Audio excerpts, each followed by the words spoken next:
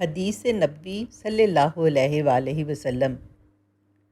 حضور صلی اللہ علیہ وآلہ وسلم نے فرمایا، دو کلمے زبان پر ہلکے پھلکے ہیں لیکن میزان میں انتہائی وزنی ہیں اور اللہ تعالیٰ کو ازحد محبوب ہیں، اور وہ یہ ہیں: سبحان اللہ و بحمدہ سبحان اللہ العظیم۔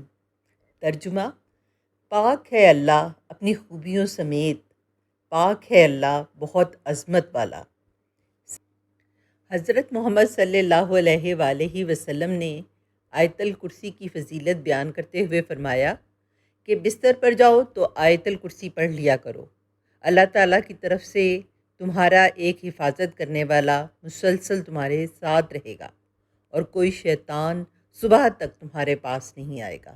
صحیح بخاری۔ سورہ یاسین پڑھنے کا ثواب۔ رسول اللہ صلی اللہ علیہ وآلہ وسلم نے فرمایا، ہر چیز کا ایک دل ہوتا ہے، قرآن کا دل سورہ یاسین ہے۔ جو شخص سورہ یاسین پڑھتا ہے اسے 10 قرآن پڑھنے کا ثواب ملتا ہے۔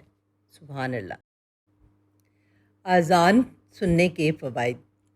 اذان غور سے سننے سے بہت سی ذہنی بیماریوں سے نجات ملتی ہے۔ رسول اللہ صلی اللہ علیہ وآلہ وسلم نے فرمایا، جو بھی بندہ کسی وقت بھی دن میں یا رات میں لا الہ الا اللہ کہتا ہے، اس کے نامہ اعمال میں برائیاں مٹا دی جاتی ہیں اور اس کی جگہ نیکیاں لکھی جاتی ہیں۔ Please like, subscribe and share my channel. جزاک اللہ۔